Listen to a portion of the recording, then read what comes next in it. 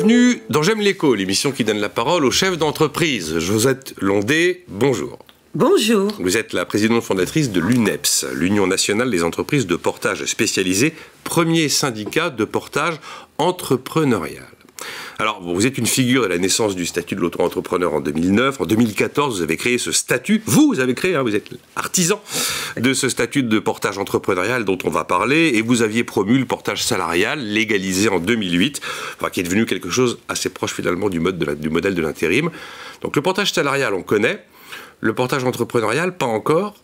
J'ai l'impression que vous avez réussi à rayer et à supprimer tous les problèmes qui pouvaient se poser avec le portage salarial. Quelle est la différence avec le portage salarial? En fait, comme j'ai participé à la légalisation du portage salarial et que j'ai essayé de limiter les effets négatifs imposés par les sociétés d'intérim, j'avais donc à cœur de supprimer les inconvénients du portage salarial. Rayer les défauts, faire un nouveau statut pour rayer les défauts. Absolument, parce que du coup, il y avait un certain nombre d'indépendants qui n'ont pas trouvé leur compte dans le portage salarial. Soit parce que la clientèle ne correspondait pas. Le portage salarial, c'est simple. Entreprise. C'est uniquement entreprise. Voilà. Et pas n'importe quelle entreprise. Par exemple, les agences immobilières, les sociétés de services informatiques ne peuvent pas utiliser le portage salarial. Parce que... Ah, ça alors. Eh oui.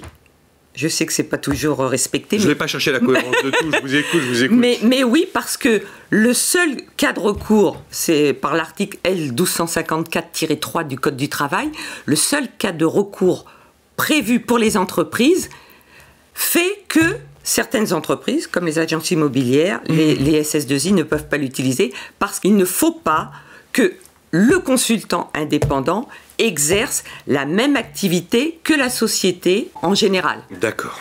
Bon. Donc ça limite au niveau de l'entreprise, ça limite au niveau du type de clientèle, puisque impossible d'avoir de la clientèle privée, donc tout ce qui est ostéopathe, formateur, consultant indépendant, ils ne peuvent pas. Ça limite aussi au niveau du chiffre d'affaires, parce que le portage salarial, c'est un minimum de chiffre d'affaires, puisque ça a été ramené dans le giron du Code du travail, et il faut que la société de portage verse un salaire minimum aux consultants indépendants. Oui. Mais qui c'est qui verse c'est le consultant qui fait son chiffre d'affaires. Donc c'est à lui qu'on lui impose de faire un minimum de chiffre d'affaires. Or, quand vous démarrez une activité... vous ne savez pas quel chiffre d'affaires vous allez faire. Puis il y a une inertie. Le premier mois, deuxième... Voilà. Donc... extrêmement limité. Vous avez rayé tous les défauts. Il n'y a pas de préavis de fin d'activité. Voilà. C'est pas limité dans le temps comme 3 ans pour le portage salarial. Absolument. Alors moi je me suis dit mais c'est génial le portage entrepreneurial de Josette Londé. Oui. Mais dans ces cas-là, tout salarié porté n'a qu'un seul intérêt dans la vie, c'est de cesser d'être salarié porté pour devenir entrepreneur porté. En fait, il est indépendant quoi qu'il arrive. Il est indépendant, mais vous savez, en France, il y a une multitude de statuts. Oh, je sais. D'accord. De taxes, d'impôts, de statuts. Voilà, mais il y a une multitude de statuts. Mais je trouve ça très bien, parce que c'est une panoplie qui correspond aux besoins de la population qui veut être indépendante. Il y en a qui ont besoin d'avoir un minimum de sécurité, comme le chômage, par exemple. Alors là, le portage salarial le permet. Le permet. Donc, ils acceptent les inconvénients du portage salarial. Pour la protection sociale. Pour être tranquille en se disant, si mes affaires ne marchent pas bien, si j'arrive pas à trouver des missions, etc., j'ai quand même cette sécurité. Et là, il n'y a pas. Ah non, c'est un indépendant. Je veux dire, comme n'importe quel indépendant, comme n'importe quel chef d'entreprise, un restaurateur, par exemple. S'il n'a pas d'affaires, s'il n'a pas de chiffre d'affaires, il n'a pas de chômage. Et donc, si je suis entrepreneur porté, donc portage entrepreneurial, je n'ai pas cette simplicité de gestion qu'on a dans le portage salarial, je n'ai pas cette couverture du régime général, je n'ai pas de régime fiscal intéressant. Vous avez tout ça. Ah, j'ai tout ça. Vous avez tout ça. Parce que j'ai le beurre et l'argent du beurre, Josette Londé. Non, vous n'avez pas le chômage. Pas le chômage. D'accord, c'est le seul. C'est le seul inconvénient. Enfin, il y a 2 inconvénients. En fait.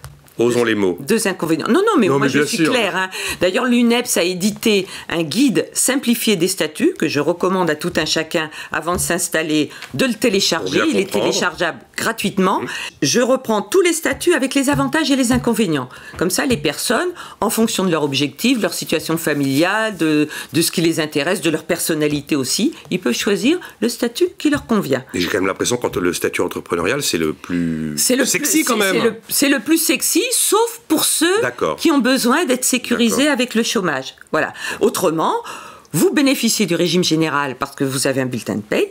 Donc vous cotisez au régime général. Je ne suis pas salarié, mais j'ai un bulletin de paye. Vous êtes assimilé salarié, comme un président de SAS. D'accord, ok. Un président de SAS, il cotise au régime général, il a un bulletin de paye, mais c'est pas un salarié. Oui, d'accord. D'accord. C'est le même principe. D'accord. Il cotise au régime général, il n'a absolument aucun administratif à gérer. C'est la société qui fait tout, qui envoie la facture au client, qui encaisse le chiffre d'affaires, qui paye ce qu'il y a à payer, les charges sociales, et même maintenant, il y a le prélèvement à la source. Donc, ce qui est viré sur le compte bancaire de l'indépendant, il n'a pas besoin d'un compte professionnel, il a son compte personnel, et il est sûr que ce qui est sur son compte personnel, il peut le dépenser. Portage salarial sans tous les inconvénients. Exactement. Alors, Josette Londé, qui dit portage salarial entrepreneurial, dit qu'il y a des frais. Il y a un moment... Oui, bien sûr, l'entreprise de portage se rémunère sur les chiffres d'affaires encaissés. 4%, 5%, 8%. Ça dépend des entreprises, parce qu'il y a toujours des prestations annexes. Par exemple, il y a des entreprises qui fournissent des prestations de mutualisation, de bureaux, de secrétariat, enfin... Donc, après, c'est chaque entreprise de portage. Au sein de l'UNEPS, nous avons plusieurs sociétés qui fonctionnent avec leurs propres honoraires. Et alors, vous dites aussi, ne devenez pas auto-entrepreneur, devenez entrepreneur porté. Alors que vous avez travaillé sur ce statut d'auto-entrepreneur il y a quelques années. J'ai effectivement présenté et j'ai amélioré également le statut de l'auto-entrepreneur qui avait quelques failles. La première année, ça a été un peu compliqué, donc j'ai alerté les pouvoirs publics sur les difficultés et...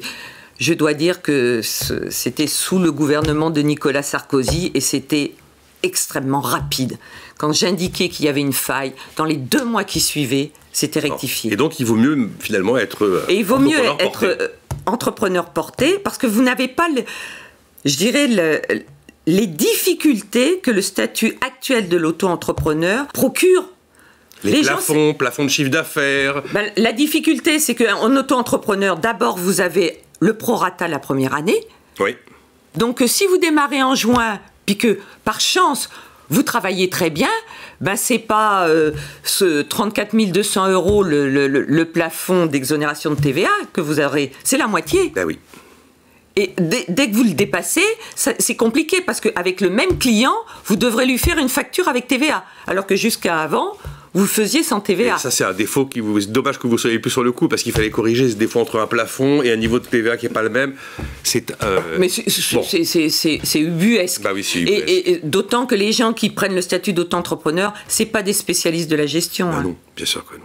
Donc ça devient extrêmement... Ouais. Alors qu'est-ce qui se passe ? Les 3/4 du temps, je peux vous dire, comme le chiffre d'affaires, c'est du déclaratif. Vous m'avez compris. Devenez entrepreneur porté. On vit un moment particulier, on sait qu'on risque d'avoir quand même des faillites, on va voir comment les choses vont se passer, on va quand même pas prévoir le pire. Mais cette histoire de portage entrepreneurial, c'est aussi une solution pour un chef d'entreprise qui est en liquidation. Parce qu'il rentre dans une procédure longue qui va figer ses capacités à rebondir, et là vous dites, il y a une issue. Tout de suite, il peut à nouveau se recréer une source de revenus en toute légalité. Extraordinaire. Voilà, tout de suite, en toute légalité, il est complètement débarrassé de l'administratif, il peut se rémunérer, faire valoir son savoir-faire et se débarrasser de tout ce qui est la gestion et qui est toujours lourd pour un artisan, pour un indépendant. C'est des heures improductives, c'est compliqué quand on a travaillé toute la journée, le soir. Vous êtes une magicienne des codes, un peu. Comme je dis souvent, moi je fais de l'ingénierie juridique. Ah oui, là j'ai bien compris. Oui. Bon, vous avez vu comme moi les chiffres de création d'entreprises qui, malgré Covid, n'ont pas fléchi. Alors vous vous dites, quel dynamisme en France où... ces gens qui n'ont pas assez d'un deuxième salaire pour vivre, qui doivent se fabriquer une deuxième activité. Ces gens qui ne trouvent pas de boulot, qui doivent se fabriquer leur boulot. La lecture très positive ou avec quelques bémols. Je pense très positive parce que je pense qu'il y a maintenant une prise de conscience des gens que le statut salarié n'est plus la seule solution pour se faire un revenu. Exactement. C'était bien dans les 30 glorieuses, quand l'économie était en plein essor, statut salarié, c'était impeccable. Maintenant, il faut réaliser que les emplois salariés sont de plus en plus rares et qu'il est temps de se créer son propre emploi. Ouais. C'est pas la fin du salariat, mais il y a des alternatives qui Il y a des alternatives, et le portage entrepreneurial permet à n'importe qui, il n'y a pas besoin d'avoir fait Bac+5 en gestion, pour créer son propre emploi. Merci la magicienne Josette Londé, donc présidente fondatrice de l'UNEPS, d'avoir été avec nous. Merci à vous.